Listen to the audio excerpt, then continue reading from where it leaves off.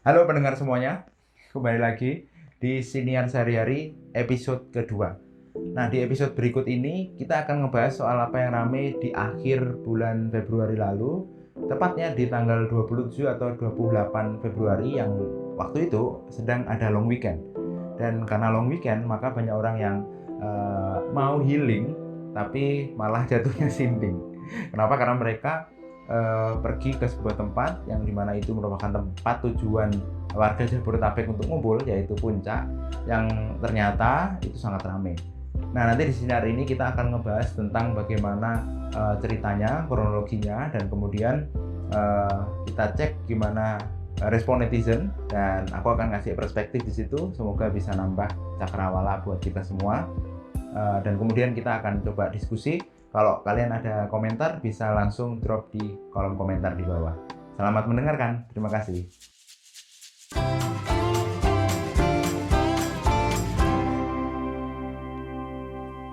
Cek.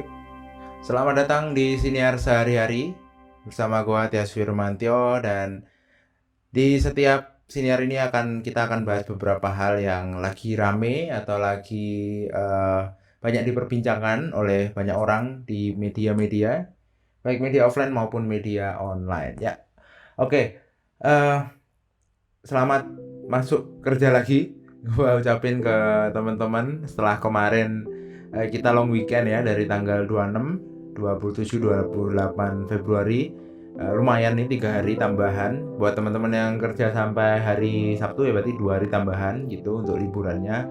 Dan ini mulai masuk kerja lagi dan kita bisa, semoga tetap semangat, kita tetap produktif dalam bekerja setelah kita kemarin dapat refreshing. Nah, sehubungan dengan long weekend kemarin, ini ada beberapa hal yang menurut gua perlu kita omongin bareng nih Pak, tentang beberapa hal yang terjadi ketika kita long weekend kemarin. Sedikit cerita, gue kemarin long weekend juga nggak kemana-mana, cuma di rumah dan keluar bentar, mungkin sempat belanja, kemudian nongkrong di kafe terdekat gitu, lalu udah gue cuma gitu aja. Nah, cuma setelah kemarin kita lewati long weekend itu, banyak berita yang muncul terkait dengan long weekend itu Pak. Jadi ketika long weekend kemarin udah pasti banyak orang yang banyak orang liburan gitu, banyak orang yang nyari waktu untuk refreshing lah ya. Nah, itu memang kesempatan bagus tuh, apalagi buat teman-teman yang kerjaannya kantoran selama 1 minggu. Mumpung ada libur panjang. Nah, itu juga kelihatan banget ketika gue kemarin nge-mall Pak, itu waduh sepi banget cuy. Bukan nggak ada orang sih, cuma nggak serame weekend biasanya. Jadi pas gue lihat, anjir sepi banget nih, nggak ada keramaian di sudut-sudut mall yang biasanya gue lihat gitu. Nah, dugaan gue pada liburan nih, orang-orang nih pada liburan, entah itu ke luar kota, entah itu ke arah barat maupun arah timur ya. BTW gue di Tangerang. Nah, mungkin pada ke Jakarta, mungkin pada ke Puncak mungkin, atau pada lebih ke barat daripada Puncak, lebih ke timur daripada Puncak, atau ke barat mungkin. Nah, ternyata dugaan gue ada benernya. Jadi jadi kalau lu lihat hari ini kali ya. Hari ini atau kemarin dah. Kalau lu lihat trending Twitter kemarin, sejak tanggal 27 Februari sampai 28 Februari, jam 10-an lah ya, jam 10 malam itu masih ada trending tentang puncak di Indonesia. Puncak ya, trending puncak dengan 23 ribuan tweet dan retweet pastinya. Tweet dan retweets dan juga quote tweets gitu. Nah, apa yang bikin rame sebenarnya sih? Ternyata trending Twitter di puncak itu berkaitan dengan kondisi macet parah di puncak, menuju puncak maupun kembali ke Jakarta. Ramenya minta ampun katanya. Jadi pada ngasih update bahwa banyak banget orang yang kejebak macet ya, baik itu mobil maupun motor, menuju Jakarta maupun menuju puncak pada 2 hari tersebut. Nah, ini gue mau bacain beberapa berita dari media Indonesia yang terkenal ya. Ini ada CNN, ada Sindo, Ada juga dari beberapa akun Instagram, terutama yang dekat-dekat Bogor 24 update kayak. Nah, itu pertama kita akan baca dari CNN Indonesia pada hari Senin 28 Februari 2022 jam 2 siang. Rilis beritanya. Judulnya adalah terjebak macet 12 jam di jalur horor puncak, kesel hingga dehidrasi. Nah, ini CNN bagiin berita ini bahwa intinya isinya adalah terkait dengan banyak warga yang kesel karena terjebak macet di Bogor atau di puncak, area jalan-jalan puncak saat long weekend kemarin. Tak sedikit warga yang hendak pulang kampung harus terjebak macet hingga belasan jam. Jadi bukan cuma orang yang liburan, teman-teman. Ternyata orang-orang yang mau pulang kampung ke Bogor ataupun mau orang-orang yang mau berangkat ke Jakarta itu juga kena macet. Salah satunya adalah Ai Indri, 25 tahun. Indri berangkat ke puncak untuk pulang ke rumah orang tuanya. Tapi sialnya dia harus terjebak macet selama 12 jam hingga mengalami dehidrasi sebab warung yang biasa berjualan sepanjang jalan puncak tutup. Ai memang berniat menghabiskan akhir pekan panjang di kawasan puncak Bogor yang merupakan kampung halamannya. Dia berangkat dari Jakarta pada Minggu sore sekitar jam 6:30 malam. Nah, itu 6:30 aja udah macet gitu ya. 6:30 itu udah macet ketika orang ini berangkat itu udah macet gitu. Jadi dia bilang kalau dia sengaja untuk keluar tol Ciawi demi menghindari kemacetan, tapi ternyata banyak orang mikir gitu juga. Akhirnya itu nggak berhasil sebab mobilnya malah tidak bergerak sama sekali selama 5 jam setelah keluar tol Ciawi menuju puncak. Nah, itu berita pertama nih. Berita pertama total kemacetannya adalah 12 jam ya. Jadi mulai dari dia berangkat jam 18.30, nyampenya itu Senin di Bogor, Senin tanggal 28 jam 7.49. Buset. Dari malam sampai pagi ini kalau ke mana? Ke Jawa Timur udah nyampe Surabaya kali ya, lebih bahkan. Yang parah emang katanya. Nah, lo bisa lihat foto-fotonya di Twitter, di Instagram ataupun di media-media Indonesia. Cek aja bahwa macetnya itu parah emang Pak. Jadi motor, mobil nyampur jadi satu. Berikutnya klarifikasi dari pihak kepolisian terkait macet horor di puncak yang disebut karena motor membludak dan mobil mogok. Nah, ternyata masalahnya ada ditemuin 2 masalah Pak. Yang pertama padatnya kendaraan roda 2 atau motor. Kemudian banyak juga mobil yang mogok ternyata. Katanya totalnya ada 10 mobil mogok sehingga menyebabkan lalu lintas agak terganggu. Kasat Lantas Polres Bogor AKP Diki Anggi Pranata mengatakan situasi tersebut membuat pihaknya menerapkan sistem one way untuk mengurangi atau mengurai kepadatan kendaraan. Nah, kalau ini pernyataan dari Kasat Lantas Polres Bogor. Kalau kemarin memang pada saat melakukan one way arah bawah, kita banyak menemukan kendala. Contohnya beberapa kendaraan mogok di jalan, nggak cuma satu tapi ada beberapa. Jadi memang banyak kendaraan yang mogok di sekitar daerah puncak kemarin. Nah, one way bukan penyebab macet, tapi jalan keluar kita ambil langkah ini untuk mengurai arus. Ini jalan kita untuk mengatasi kemacetan di puncak. Ucap Diki. Nah, terus ini juga salah satu aksi dari kepolisian. Kasat Lantas Polres Bogor AKP Diki Anggi Pranata menyampaikan pihaknya telah menerjunkan 168 personel yang tersebar di 23 titik untuk membantu pengaturan arus lalu lintas. Ratusan personel itu, lanjut Diki, juga dikerahkan untuk mengantisipasi jika terjadi lonjakan arus lalu lintas seperti yang terjadi kemarin. Nah, secara umum kemacetan ini sudah terurai Pak. Jadi udah mulai terurai dan kalau boleh dibilang sih hari ini pasti udah lancar. Cuma kemarin katanya tanggal 28 itu udah mulai terurai di siang hingga sore ke hari. Nah, ini kepolisian mengklaim kemacetan terjadi di kawasan Puncak Bogor pada Senin 28 Februari sudah mulai terurai. Diketahui kemacetan tersebut terjadi Minggu, baik yang menuju puncak maupun yang menuju arah Jakarta. Bahkan kendaraan sempat terjebak kemacetan tanpa bergerak hingga 12 jam hingga dini hari. Nah, kemudian sudah diturunkan personil tadi ya, seperti yang kita bilang. Nah, banyak orang yang terjebak di kemacetan ini adalah wisatawan atau orang yang sengaja menuju Bogor ketika liburan panjang. Banyak juga yang orang-orang yang mau pulang ke Bogor karena rumahnya emang Bogor sehubungan dengan libur.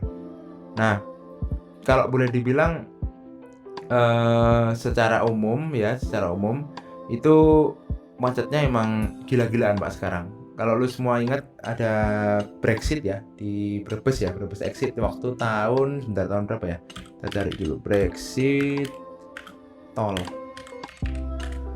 Nah ini, oke, kalau lu ingat dulu kita pernah ada kejadian Brebes exit. Nah ini sampai masuk ke Wikipedia. The deaths and delay at Brexit were primarily caused by payment delays as users pay the tolls. Jadi intinya ketika itu di tol Brebes, waktu itu masih baru tolnya, gue masih ingat tahun 2015 itu pernah ada kejadian di mana ketika mudik lebaran nih, ini belum ada covid ya, itu ada kemacetan parah di area Brebes tadi. Nah, kemacetan parah itu menyebabkan banyak korban ternyata. Jadi bukan cuma kendaraan yang berhenti. Kalau tadi yang di Bogor kan untungnya kita bersyukur belum ada korban yang jatuh gitu ya. Tapi kalau di Brebes kemarin itu sampai 35 jam. Ada bilang bahwa bayangkan saja dari Cirebon ke Semarang total yang dihabiskan adalah 35 jam. Cirebon ke Semarang guys, itu nggak sejauh itu. Harusnya bisa ketempuh lah sekitar Cirebon Semarang itu kalau nggak salah 5 mungkin atau 7 mungkin, nggak tahu, lupa gue. Itu Lebaran 2016. Dan tahun itu tol Trans Jawa baru dibuka ya hingga Brebes Timur. Nah akhirnya kan itu keluarnya nih, Brebes Timur tuh keluarnya. Nah macetnya itu adalah karena pembayarannya yang tidak terintegrasi lah atau masih belum mendukung lah ya. Nah di situ banyak ternyata terjadi korban jiwa. Korban jiwanya kebanyakan karena dehidrasi, kelelahan, dan kemudian intinya sampai menjadi kasus atau tragedi nasional lah di Indonesia. Nah ini yang di puncak ini kasusnya hampir sama. Kasusnya karena ada event nasional yang membuat orang secara besar-besaran bergerak atau mobilisasi. Kayak Brexit itu karena Lebaran, yang ini karena long weekend. Nah, yang menarik memang secara umum di kejadian puncak nih sekarang ini ya. Jadi banyak orang yang mengomentari kayak siapa ya, contohnya sebentar mana ya.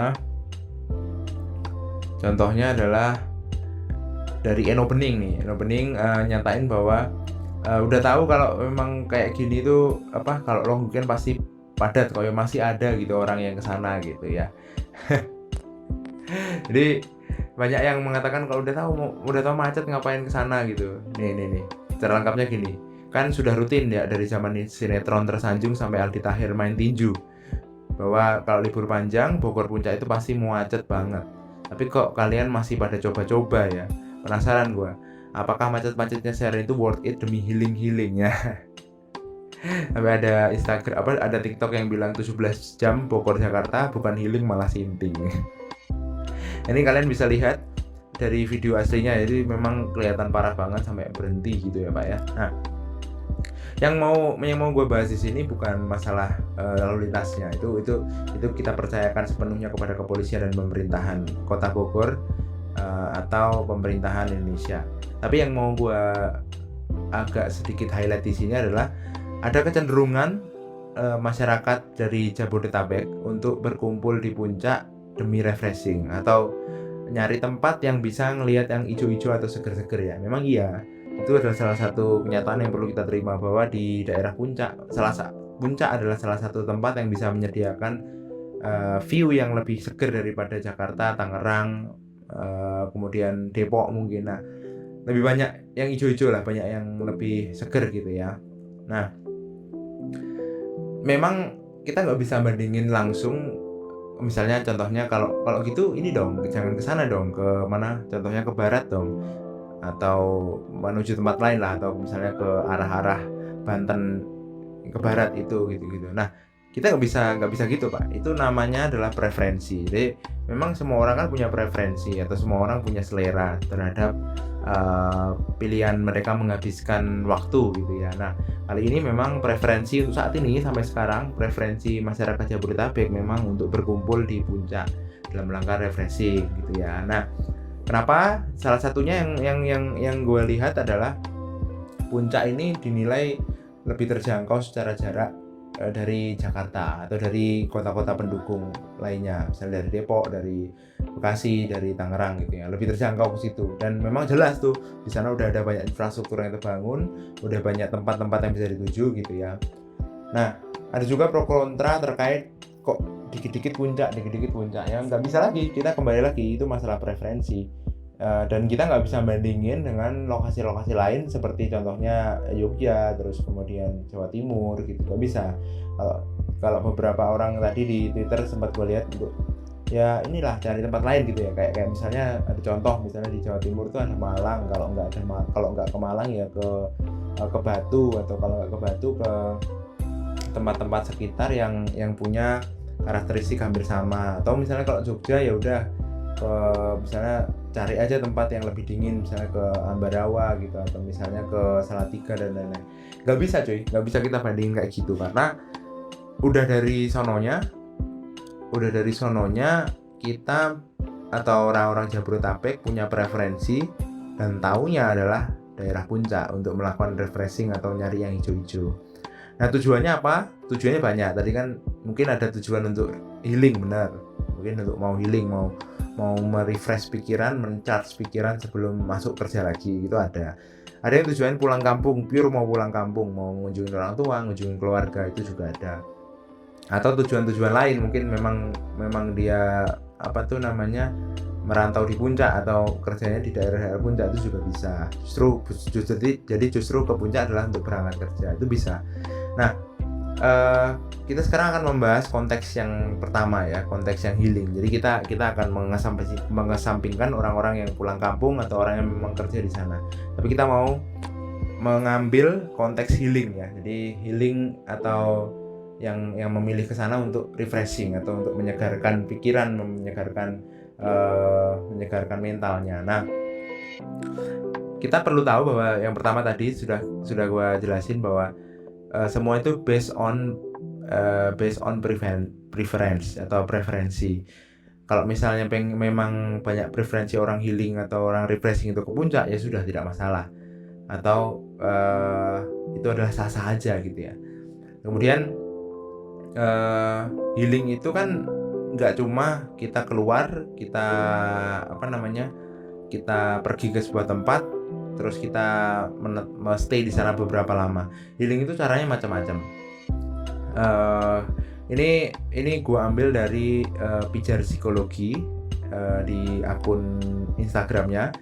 Mereka pernah ngepost tentang healing itu sendiri. Jadi sebentar, gue cari dulu postingannya mana ya. Sebentar.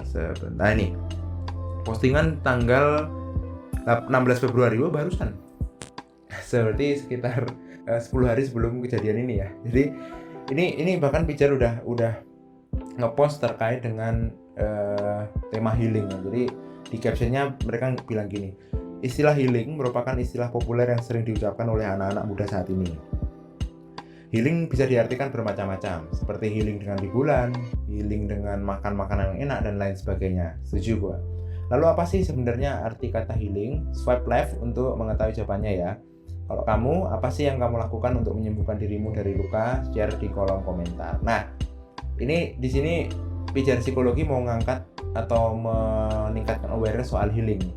Nah, sama dengan yang akan kita bahas di kali ini, di siniar ini, healing itu juga macam-macam, Pak. Memang benar. Salah satunya memang pergi ke puncak gitu ya, ketika libur panjang kemarin. Tapi bisa gue bilang bahwa healing itu nggak selalu sama dengan liburan, atau healing itu nggak selalu harus pergi ke suatu tempat untuk menjauh dari aktivitas atau rutinitas kita sehari-hari.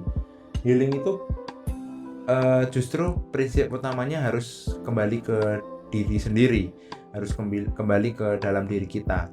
Artinya apa? Artinya kita harus tahu apa yang kita butuhin, dan kita perlu memastikan bahwa apa yang kita butuhkan itu sesuai dengan kondisi mental kita gitu ya, intinya gitu. Jadi nggak bisa kita asal-asal pergi kemana untuk mau pergi ke sana lah, mau healing gitu, atau gue tahu pasti semua orang healing dengan cara pergi ke suatu tempat ya gue ke sana. Nggak gitu. Kita harus tahu dulu apa yang kita butuhin dan kemudian kita lakukan itu juga termasuk healing. Nah, ini beberapa contoh healing yang diberikan sama Pijar Psikologi di akun Instagramnya. Nanti kalian bisa cek sendiri. Yang pertama, healing itu kalau ada kesadaran untuk mengenali berbagai trigger dalam diri dan memahami cerita di baliknya. Itu juga proses healing yang baik. Kemudian healing juga kalau menyadari pola pikiran, perasaan, dan perilaku yang sudah berpuluh-puluh tahun mengerak dalam diri. Itu proses healing. Jadi kita nyadarin bahwa di pola pikir kita ada sesuatu yang udah mengerak atau sudah lama dari situ. Itu juga proses healing. Kita sadar dengan apa yang kita rasakan, kita sadar dengan pola pikiran yang mungkin selama ini kurang tepat gitu ya. Selanjutnya, healing itu juga kalau kita punya keberanian untuk membuka luka masa lalu dan menghadapi ketidaknyamanan dalam diri. Tentunya ini demi perjalanan kita ke depan yang lebih baik ya. Nah, itu juga healing. Berikutnya, healing itu juga kalau ada usaha dan sumber daya yang dikeluarkan untuk datang ke profesional. Nah, ini juga termasuk healing. Ini berarti kita mencari bantuan profesional untuk menyelesaikan apa yang kita sedang alami gitu. Itu juga healing. Oke, kemudian pada dasarnya healing itu proses menyembuhkan gitu ya. Nah, menyembuhkan diri dari trauma, meringankan situasi yang berat yang sedang dihadapi, mengobati luka masa lalu yang masih meronta-ronta untuk diselesaikan saat ini. Nah, jadi healing itu nggak cuma sekedar kita pergi suatu tempat, nyari yang hijau-hijau yang segar-segar, tapi healing lebih dalam dari itu, Pak. Healing itu soal kita tahu diri kita itu butuhnya apa, dan kita lakukan itu demi kondisi mental yang lebih baik, supaya kita bisa menjalani hidup berikutnya dengan lebih oke, gitu ya. Jadi itu konteks dari yang akan kita omongin atau yang sedang kita bahas saat ini, bahwa healing itu nggak harus pusing-pusing kita pergi ke suatu tempat kemudian di situ justru kena macet gitu misalnya ya, kayak yang terjadi kemarin. Dan gue nggak nyalain orang-orang yang punya preferensi untuk pergi ke suatu tempat untuk melegakan pikirannya. Itu sah-sah aja dan boleh banget diambil. Karena kita tahu kembali preferensi orang beda-beda. Nah, kemudian apa nih perspektif yang kita bisa ambil dari kejadian yang kemarin terjadi di puncak, karena adanya tumpukan kendaraan yang mungkin sedang mau, ada beberapa yang di sana mau healing atau mau refreshing ya. Yang pertama,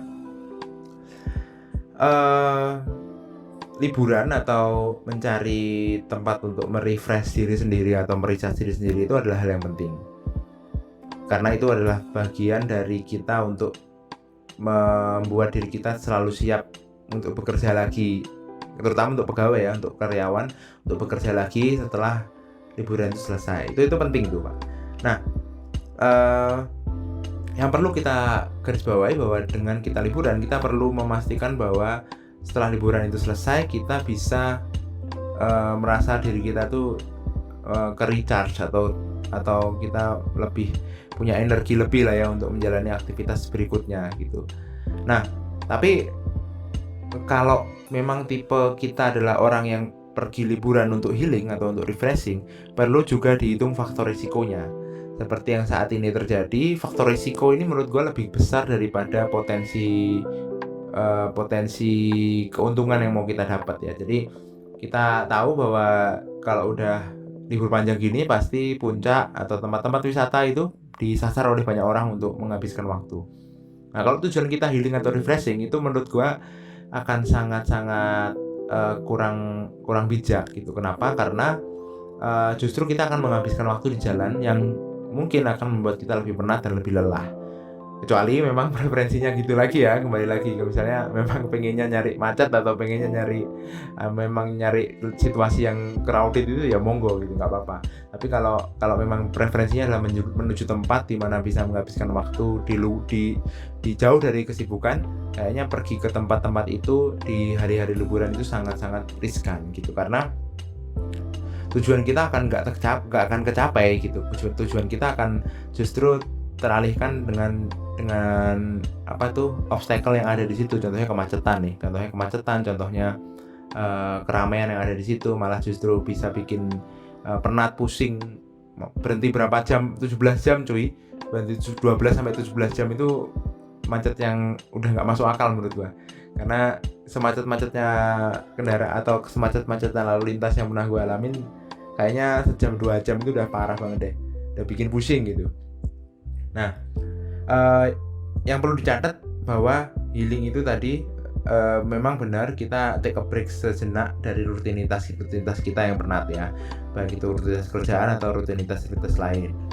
Nah, yang jelas setelah kita healing itu yang perlu kita pastikan nih dalam diri kita, kita merasa bahwa itu cukup ya, itu cukup dan itu bisa membuat kita punya energi lagi untuk menjalankan aktivitas kita.